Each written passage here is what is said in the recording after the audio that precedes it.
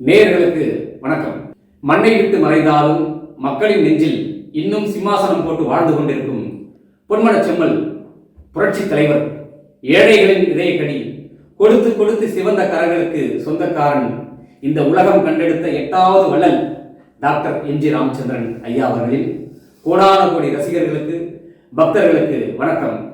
இன்னைக்கு நம்ம பார்க்க இருக்கின்ற ஒரு சிறப்பு விருந்தினர் யாரு அப்படின்னா, புரட்சி தலைவர் அவர்களால் வளர்க்கப்பட்டு, அவரால் படிக்க வைக்கப்பட்டு, அவரால் அரசு வேலை வழங்கப்பட்டு, அரசு மேல்நிலை பள்ளி தலைமை ஆசிரியராக பொறுப்பேற்று பல மாணவ செல்வங்களை உருவாக்கிய ஓய்வு பெற்ற தலைமை ஆசிரியர், எம்ஜிஆர் மக்கள் கட்சியின் நிறுவனர், தலைவர், வழக்கறிஞர் திரு எம்ஜிஆர் விஸ்வநாதன் ஐயா அவர்களை இன்னைக்கு நாம சந்திக்க போறோம். ஐயா வணக்கம். வணக்கம். எப்படி இருக்கீங்க? சத்தியமா இருக்கிறேன். இன்னைக்கு தமிழக அரசியல் வரலாறுலேயே இல்லாத அளவுக்கு, தமிழக அரசியல் வரலாறுலேயே இல்லாத அளவுக்கு இன்னைக்கு இந்த 2026ஆம் ஆண்டு அரசியல் களம் ரொம்ப பரபரப்பா இருக்கு. பல முனை போட்டிகள் நிலவுது, குழப்பமான சூழ்நிலை நிலவுது. தமிழக அரசியல் வரலாறுலேயே இல்லாத அளவுக்கு இந்த தேர்தல், 2026ஆம் ஆண்டு தேர்தல் மட்டும் ஏன் இவ்வளவு குழப்பமான சூழ்நிலை நிலவுது? உங்களுடைய கருத்து என்ன? இது காரணம் என்ன? ஏதாவது கேட்டா, தமிழகத்தை ஆண்ட கலைஞர் கருணாநிதி ஆட்சி ஆண்டார். சரி, அவரு இல்லை. அதற்கு பிறகு அதுக்கு முன்பாக புரட்சி சிறப்பாக ஆட்சி கொடுத்துட்டு அவரு மறைஞ்சிட்டார். அடுத்து 3வது செல்வி ஜெயலலிதா அவர்கள் அவங்களுக்குள்ள அனுமானம் என்ன ஆட்சி பண்ணாங்கன்னு ரொம்ப மக்களுக்கு தெரியாது. நம்ம ரொம்ப ஆழமா போகணும். அவங்களும் இப்ப இல்லை. ரெண்டாவது பிஜேபி எப்படியாவது ஒரு ஆட்சி தோரணை, ஒரு அதிகார தோரணத்துல, ஒரு கம்பீரமான அதிகார தோரணத்துல, ஒரு கர்வமான தோரணத்துல, ஒரு கர்வம் இந்தியாவே பிடிச்சாகணும், வட மாநிலத்தை பிடிச்சாகணும், தென் மாநிலத்தை பிடிக்கணும்ன்ற வராங்க. அவங்களுக்கெல்லாம் சேவை செய்ய எண்ணங்கள் கிடையாது. அவங்க தேவை ஆட்சி. அது கரட முரடா மக்களுக்கு நல்லது செய்தான்றதெல்லாம் நிச்சயமா கிடையாது. அந்த பிஜேபி அதிமுகவை சிதைக்கணும் அப்படின்ட்டு.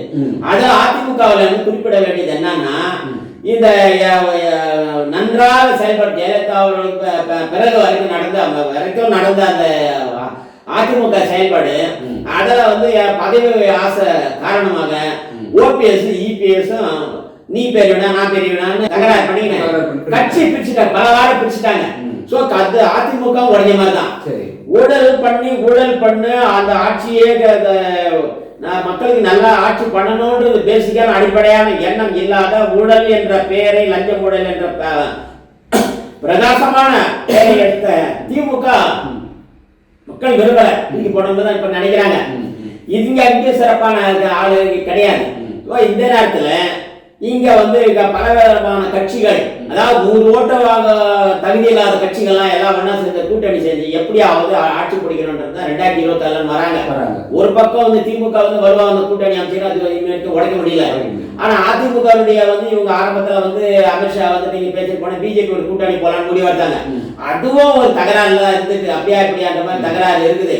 எடப்பாடி தலைமையில இருக்கக்கூடிய என்ன பார்த்தா நான் என்ன சொன்னா, ஒரு சைடு அந்த அதிமுகவில் இருந்த இந்த ஜெயலலிதா அம்மையார் காலத்திலும் புரட்சி தலைவர் எம்ஜிஆர் அவர்களுக்கு கூடவே பயணிச்ச செங்கோட்டையன் ஒரு ஆள் தான் வருவானாள். அவர் சைவதர்ச ஐயா அவர்கள் அப்படியே நமக்கு இந்த தவறு நடக்கிற இடத்துல நம்ம இது பண்ணக்கூடாதுன்ற மாதிரி அவரும் ஒரு பக்கம் மனசு வேதனைப்பட்டு அவரும் ஒதுங்கி நிக்கிறாரு. அதிமுக வெளியா வரல, யாருமே வரமாட்டாங்க. ஆமா, அதனால ஒதுங்கி நிக்கிறாரு. இந்த எடப்பாடி இந்த தலைமை பிறகு வந்த கூட்டணி கட்சியும் இப்போ இவங்களை நம்பி சின்ன சின்ன கட்சிகள்லாம் அதிமுக ஒன்னா இணைஞ்சு போட்டியிடலாம், கூட்டணிக்கு வரலாம்னு யாரும் நிலையா வரல.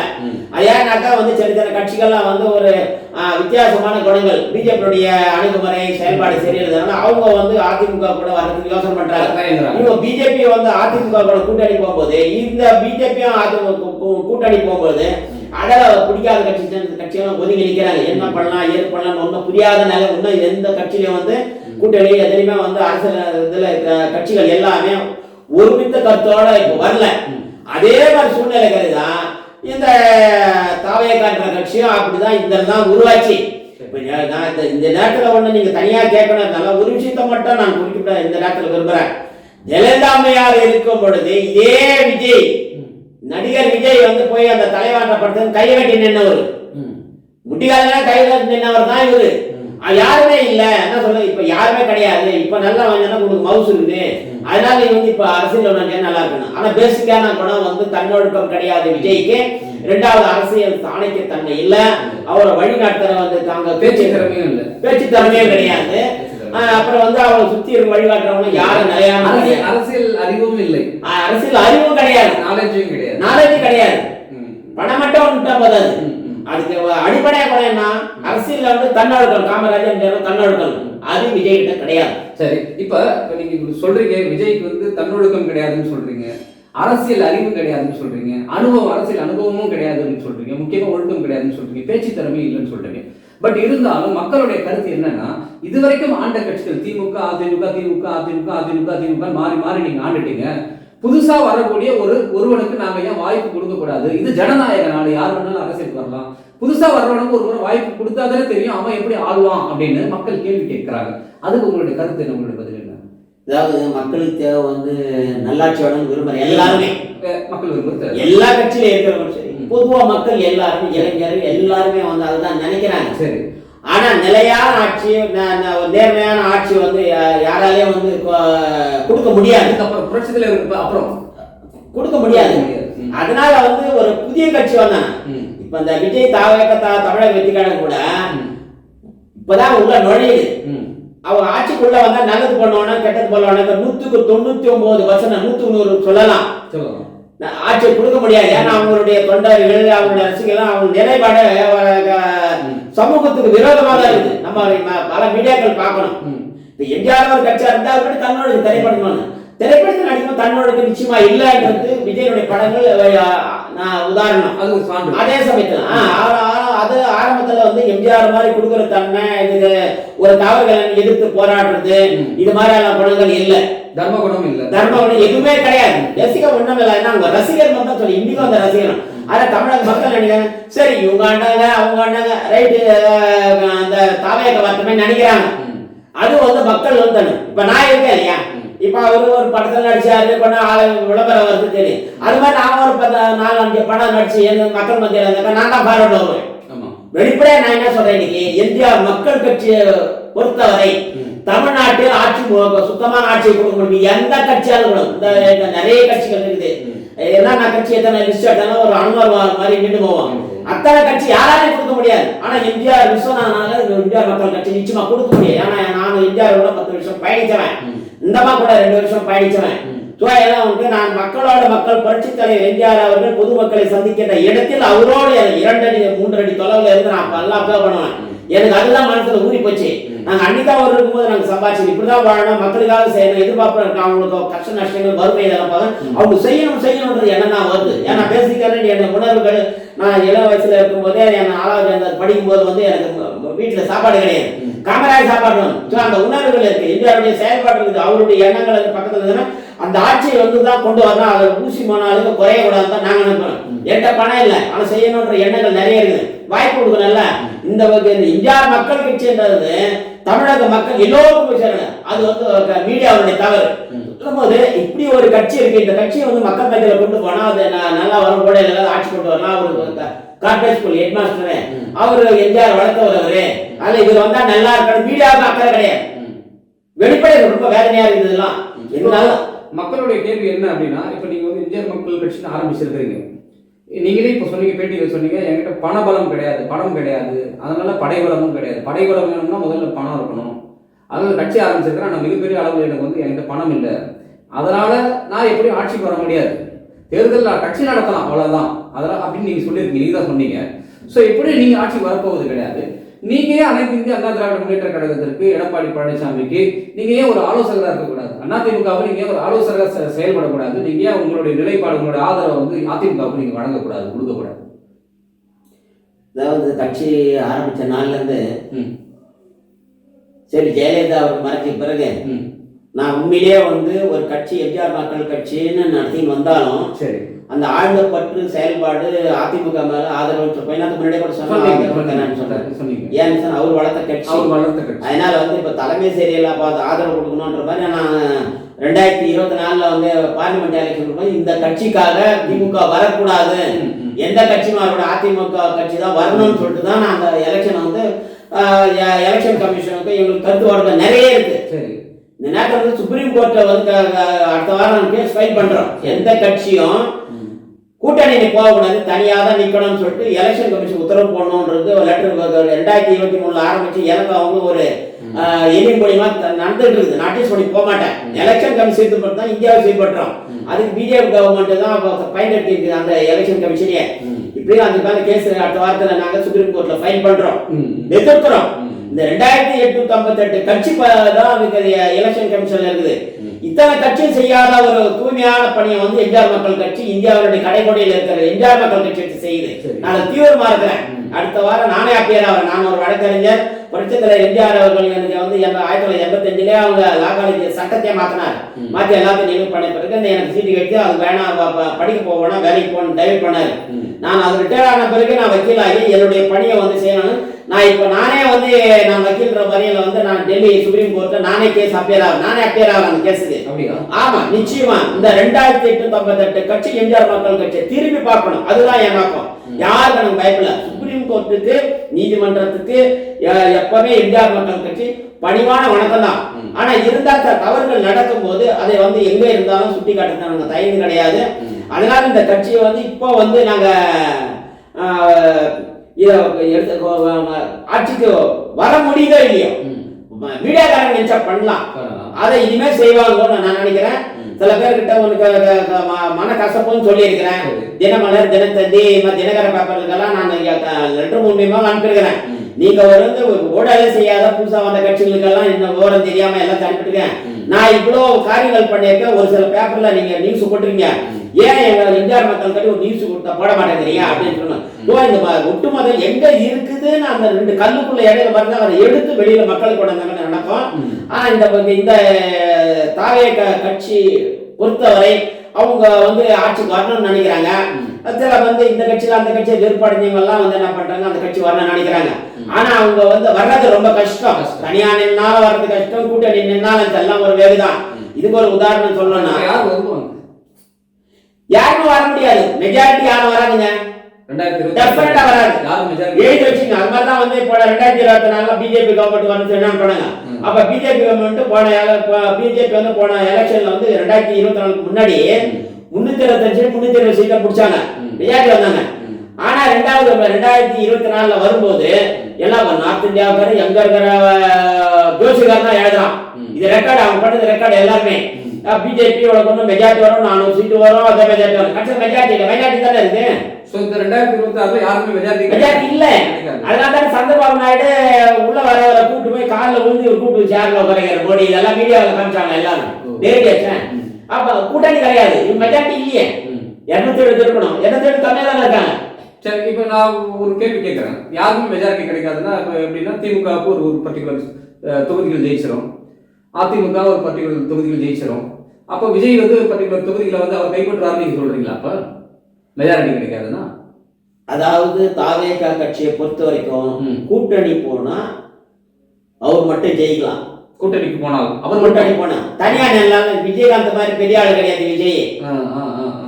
அதனால வந்து விஜயகாந்த் அவருடைய செயல்பாடுகள் வேற, ஒரு தர்ம குணம் செஞ்சிருக்கிறான்னு ஏகப்பட்ட வருஷ கணக்கு ஆதாரங்கள் இருக்குது. அதாவது விஜய் ஜெயிக்கிறது கூட நீ கூட்டணிக்கு போனாதான் ஜெயிக்க முடியும், அது கூட அவர் ஜெயிப்பார், ஒருத்தர் தான் ஜெயிப்பார். ரெண்டாவது கூட்டணி போனா ஒரு 10 சீட்டு பிடிக்கலாம். அதனால தனியா நின்னா வேலைக்கு ஆகாது, ஒரு ஒருத்தரை ஜெயிக்க மாட்டார். அதனால எல்லா கட்சியும் தனித்தனி நின்னா தேராது. சப்போஸ் இவங்க கூட்டணி போய் இப்ப சப்போஸ் இந்த தாவேகா கட்சி வந்து தனியாக நிற்குதுன்னா மக்கள் வந்து பிஜேபி கூட அதிருப்தி போட பிடிக்கல, எங்களுக்கு திமுக கொள்கை பிடிக்கல, இவர் தனியா நின்று ஓட்டை பிரிச்சா கூட, தனியா நின்று ஓட்டை பிரிக்கிறாரு, நீங்க விஜய்க்கு வந்து ஓட்டை பிரிக்கிறாரு பிரிச்சுட்டா கூட இப்ப யார் அதிகமா ஓட்டு வாங்கிருக்காங்க அவங்க வெற்றி பெறுவாங்க அந்த தொகுதியில.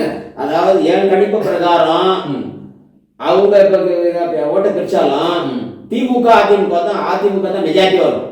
மெஜாரிட்டினா ஆட்சி பலம் பெறாது. 117 சீட்டு இருக்கணும், அவ்வளவு வராது. இப்ப பிடிச்ச மாதிரி ஒரு 65 67 இருக்குது, கூட ஒரு 10 சீட் பிடிக்கலாம். ஆனா ஒரு 90 தான் வைக்கலாம். மீதி 17 எங்க போவீங்க இல்லையா? அந்த மீதி 17 யாருக்கு இருக்குன்னு சொல்ல வரீங்க? யார்கிட்ட கொடுக்கணும்னா இவங்க அதுக்கு விஜய் வந்து தனியா நின்னா வரமாட்டாப்ல. சரி, அதுக்கப்புறம் என்ன பண்ணுவாங்க, திமுக அதிமுகவுக்கும் பிரச்சனை வரும். இவ்வளோ வந்துட்டு இதுல இவங்க என்ன பண்ணுவாங்க, இவங்க ஒரு 30 கோடி கொடுத்து கேண்டிடேட் இவங்க ஒரு குதிரையாடுற கலாச்சாரம் வந்துடும். உடனே அவங்க திமுக பாலம் இருந்தாக்கா அதிமுக யாராரு ஜெயிச்சாங்களோ அவங்களுக்கு பணம் கொடுத்து வாங்கிக்கலாம் ஒன்று சைடு. அப்படி இல்லை என்ன பண்ணுவாங்க, அதிமுக சைடு என்ன பண்ணுவாங்க, திமுக சைடுல இருந்து பணத்தை கொடுத்து வாங்கிக்கிறதுக்கு இருப்பாங்க. ஸோ அவங்க போனவங்க ஒரு 3-4 வருஷம் மந்திரியா எம்எல்ஏ இருந்தாக்க உடனே விட்டுட்டு அடுத்த வேற கட்சிக்கு போய் மாறிடலாமான்றது இப்ப நீங்க தமிழ்நாட்டில் இருக்க நிலவரம் போக்கே அதுதான். நான் கேவலமான பொறுப்பு. ஸோ அதனால யாருக்கும் மெஜாரிட்டி வராது.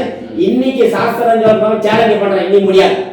எப்படி பிஜேபி மெஜாரிட்டி வருதுன்னு சொன்னா அதே தான் 2026 சொன்னேன். எல்லாம் குஸ்தி மேடையில குஸ்தி சண்டை தான் நடக்கும். டெஃபினட்டா நடக்கும். யாரும் மெஜாரிட்டி வரும் சொல்லிவாரு. நான் 2026 நான் வரும் எடப்பாடி சொல்லிவாரு.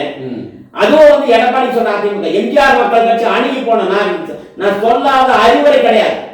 மாசத்துக்கு 2 லெட்டர் நீங்க எடப்பாடியே ஆமா ரெக்கார்டு வச்சு தான் சொல்றேன். நான் தபால் ரெக்கார்டோட வச்சுன்னு சொல்றேன். அதிமுக ஜெயிக்கணும்னு சொன்னா எம்ஜிஆர் மக்கள் கட்சி அனுசரிச்சு போ, அவங்க சொல்ற கருத்தை சொல்லு.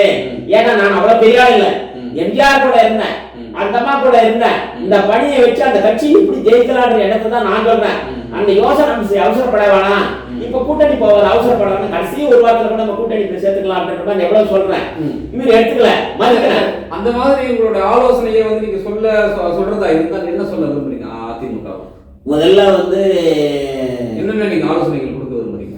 நம்பர் 1 மறுக்க முடியாத ஒரு யோசனை, சசிகலா, ஓபிஎஸ், தினகரன் இவங்க யாரு? அதிமுகவுக்கு சம்பந்தமே கிடையாது. எங்க பிளாட்பார்க்ல இருந்தவங்க வீட்டு தரத்து விட்ட வந்தவங்க அவங்க எல்லாம். அதனால இப்போ எடப்பாடி பாராட்ட வேண்டிய ஒரே விஷயம்னா சசிகலா, தினகரன், ஓபிஎஸ் சேர்க்காதது பெரிய பலம். நான் அதே கருத்து தான் எழுதும் போது லெட்டர் ஒரு லைன் எழுதுறேன், ஓபிஎஸ் இபிஎஸ் சசிகலா சேர்க்க கூடாதுன்னு சொல்லிட்டேன் நான். சரி ஒண்ணு. அடுத்தது எங்க கட்சியில விட்டு போனவங்க விரத்தி ஆண்டவங்க பல கட்சியில சுத்திட்டு இருக்கிறாங்க. இந்த கட்சின்னு சொல்ல முடியாது, 10 போனவங்க குறையுது இல்ல. அவங்களெல்லாம் ஒரு முறைப்படி ஒரு கடிதங்கள் அனுப்பி ட்ரேஸ் அவுட் பண்ணி அவங்கள மறுபடியும் அடைச்சு நம்ம செய்யலாம். நிர்வாகிகள் எம்ஜிஆர் பேர் யாராச்சும் என்ன மாதிரி இயக்கங்கள் இருக்கிறாங்க. ஆனா போல்டா இறங்கி அதிமுக சின்ன சின்ன கிளை செயலாளர்கள் இருந்து சொல்றீங்க. கிளை சொல்றேன். இப்போ நான் ஒரு 2 கட்சி எலெக்ஷன் பதிவு பண்ணியிருக்கிறாங்க. மதுரையில் ஒரு கட்சி, நான் பிரதான கட்சி. அந்த கட்சிகளுக்கு அந்த மாதிரி எடுத்தும் தைரியமா சொல்ல பேசணும். எம்ஜிஆர் மக்கள் கட்சியும் எம்ஜிஆர் பேர்ல ஆரம்பிச்ச இயக்கங்கள் யாருமே கிடையாது. இருந்தாலும் சரியா செயல்படல. இதெல்லாம் முதல்ல கூப்பிடுங்க, அவங்கள பேசுங்க, முதல்ல அவங்களை சேர்த்துருங்க, அதுக்கப்புறம் நம்ம மீதிக்காக பேசலாம் அப்படின்ற மாதிரி தான் நான் சொல்லிட்டு இருக்கேன். பட் இந்த கூட்டணி அந்த கட்சின்னு சொன்னது நம்ம குடும்பத்துக்காக அரசியல் நடத்தினா திமுக குடும்ப அரசியல் மாதிரி நடத்திருந்தா அது காலிக்காவாது. இந்த கட்சியை கெட்டு போயிடும். இந்த 2026 அதிமுக ஸ்டடி எடப்பாடி ஒரு ஒரு உறுதியான ஒரு செயல்பாடு இறங்கல. நமக்கு டைம் இல்லை, 3 மாசம் 4 மாசம். எம்ஜிஆர் மக்கள் கட்சியை பொறுத்த வரைக்கும் எடப்பாடிக்கும் அதிமுகவும் ஆலோசனை அந்த தகுதியோ ஆலோசனை என்ன தவிர யாரும் கிடையாது. கேட்கணும்னு கேட்டா செய்தியார் 1972 பல கஷ்டங்கள் பட்டவர். அவரு சொல்ற ஆலோசனை கண்டிப்பா எடுத்துக்கணும், எந்த எடுத்துக்கணும். இது மாதிரி யாராவது இயக்கங்கள் இருக்கணும், அவங்க சொல்றதெல்லாம் எடுத்து கூப்பிட்டு பேசி பண்ணாங்கன்னா டெஃபினட்டா 2026 அதிமுக ஆட்சிக்கு வந்துடும். நான் சொல்ற கருத்துக்கு மாறா பண்ணாங்கன்னா எதிர்கட்சியாக குறைஞ்சா கூட வாய்ப்பு இருக்குது. ஆமா, இவங்க திமுக கூட்டணி பலமா இருக்கிறதுனால அவங்க மறுபடியும் வர்றதுக்கும் ஒரு வாய்ப்பு இருக்குது. அது இடம் கொடுக்க சொல்றதுதான் எம்ஜிஆர் மக்கள் கட்சியின் நிலைப்பாடு. அதுக்குதான் அதிமுகவுக்கு பண்ணுவோம் பணம் நாங்க ஆதரவு எப்பவும் தொடர்ந்து கொடுத்துக்கிட்டு வரோம். இதனால நம்ம எப்பி எலெக்ஷனும் நான் நிறுத்தினேன். அப்புறம் இடைத்தேர்தல் ஈரோடு கிடைக்கிறது நம்ம போல. ஏன்னா எதுக்கு பெருசு இல்லை, ஆனா இருந்தாலும் நமக்கு தேவை தாய் வீடு எம்ஜிஆர். அதனால அவர் ஆரம்பிச்ச அந்த இயக்கம் கோட்டை சரியக்கூடாது. இந்த அம்மா என்ன சொன்னாங்க கடைசியில, எத்தனை இன்னும் 100 ஆண்டுகள் ஆனாலும் அதுக்கு மறுக்க முடியாது சொன்னாங்க. ஆனா 2 பேர் சேர்ந்து 10 நாள் ஆயிடுச்சு போயிட்டாங்க. சோ அது அந்த ஆதரவு யாருக்கா இருக்கு இல்லையோ, எம்ஜிஆர் மக்கள் கட்சி தலைவராக எனக்கு இருக்கும் இருக்கு. அதனாலதான் அதுக்கு ஆதரவு கொடுக்கணும்னு நான் சொல்லிட்டு இருக்கிறேன். இப்போ கூட அடுத்த எலெக்ஷன்ல கூட திட்டத்தில் நிக்க போறேன். இன்னும் 2 நாள்ல எனக்கு அந்த தொகுதியை நான் கன்ஃபார்மா இறங்கி நான் 8 மாசம் செஞ்சுட்டு இருக்கிறேன். அதனால எனக்கு அந்த இடத்துல அதிமுக எதிர்த்து எந்த கேண்டிடேட்டும் எனக்கு எதிர்ப்பா போடக்கூடாதுன்னு லெட்டர் எழுதலாம் இருக்கேன். ஏற்கனவே சொல்லிட்டேன். இத நேர்மாறா கேட்காம அவர் இஷ்டம் பண்ணாருன்னா எம்ஜிஆர் கொடுக்குற குடைச்சல நான் கூட பிரச்சனை எடப்பாடி அதை சமாளிக்க முடியாது. அவருக்கு அழிவுதான், அதை மட்டும் சொல்றேன். அதனால இந்த இந்த நேரத்துல இது நீங்க ஒரு ஷார்ட் பிலிமா கூட எடுத்து தனியா போடலாம். எடப்பாடி சொல்ற மாதிரி இது மாதிரி எம்ஜிஆர் மக்கள் கட்சி தலைவர் வந்து எம்ஜிஆர் இப்படி இருக்கிறார், இப்படிதான் அந்த கட்சிக்காக வந்து தனி கட்சியார வந்து அந்த கண்காணிக்கிறாரு, அதுக்கு ஆதரவு கொடுத்துட்டு இருக்கிறாரு. அவரு வந்து நீங்க சொல் பேச்சை சரியா கேட்கறது இல்ல, அதனால வந்து எம்ஜிஆர் கொள்கையில வந்து திருத்தணியில வந்து இந்த வேட்பாளர் நிக்கிறாரு. இது அதை வந்து அவரை எதிர்த்து எந்த கேண்டிடேட்டும் அதிமுக போடவும் கூட்டணி கட்சி யாருக்கும் கொடுக்க மாட்டாரு. அங்க போடுறது ஒரே யார் கட்சி சார்பா கூட்டணி வந்தாலும் சரி எம்ஜிஆர் மக்கள் கட்சி மட்டும்தான் திருத்தணி தொகுதியில போட்டிட்டு இருந்த மட்டும் நிலைப்பாடு எடப்பாடி உருவாக்கணும். அதுக்குண்டான லெட்டர் வந்து நிறைய லெட்டர் இருக்கு. இது கடைசியாக லெட்டர் வாய்ப்பு நான் கொடுக்குறேன். அவர் என்ன அவர் நான் என் லெட்டர் மதிச்சு அவர் வாய்ப்பு கொடுத்தாருன்னா பார்க்கலாம். இல்லையா சொல் பேச்சு கேட்கல, எதையும் பண்ணல அப்படின்னு சொன்னாங்க. கடைசி வரைக்கும் வந்து அவரால் வந்து முதலமைச்சராக உட்கார முடியாது. இதை நான் வந்து இதை வெளிப்படையாவே அவருக்கு போன மாசம் எழுதியிருக்கேன். எடப்பாடிக்கு லெட்டர் எழுதுற 3 இடத்துக்கும் வீட்டுக்கு கிரீடேஸ்வரோடுக்கும் ஆபீஸ் எழுதியிருக்கிறேன். எந்த அளவுக்கு முடிவு எடுக்கிறான்னு எனக்கு தெரியாது. பட் என்னுடைய நிலைப்பாடு தான் அதிமுக வந்து ஆட்சி வரணும். அப்படி இல்லை எந்த காலத்துல இப்ப திடீர்னு அவரு வந்து உட்கார்ந்தாருல எடப்பாடி நிச்சு பத்திரம் இப்ப நான் யார் கூடாது. இப்ப ஒண்ணும் இல்லை. இப்ப நான் போன வாரத்துக்கு 10 நாள் ஆகுது எலெக்ஷன் சொல்றேன். அவங்களுக்கு கொடுக்காத, அவங்களுக்கு அந்த கட்சி பேரை கட்டுட்டாங்க, அந்த 2 சின்னத்தை கொடுக்காதீங்க, நான் ஒழுக்கப்பாட வாழ்ந்துட்டு இருக்கிறேன், அந்த கட்சி பேர்ல அவருடைய கொள்கையில அந்த கட்சி நடத்துறது எனக்கு அவங்க நிச்சயம் எனக்கு வந்து 2 நான் லெட்டரே இருக்கேனே, என் லெட்டர் கொஞ்சம் இருக்கேன், என் கையில இருக்கு. ஸோ இந்த மாதிரி இருக்கும்போது அந்த தலைமை நான் அந்த கருத்தை சொல்றேன் அவருக்கு எடப்பாடி நீ கடவுள் இருக்கு கேட்கலாம் கூட சொல்லுவேன்.